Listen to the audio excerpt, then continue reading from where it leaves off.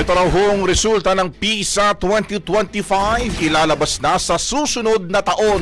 Brigada Sheila Matibag, i-brigada mo! Brigada Live Report. Nakumpleto na ng Department of Education o DepEd ang partisipasyon ng Pilipinas sa 2025 Program for International Student Assessment o PISA. Kasabay nito, sa isang statement, binigyang diin ng DepEd ang commitment nito sa accountability at patuloy na pagpapabuti sa global education standards.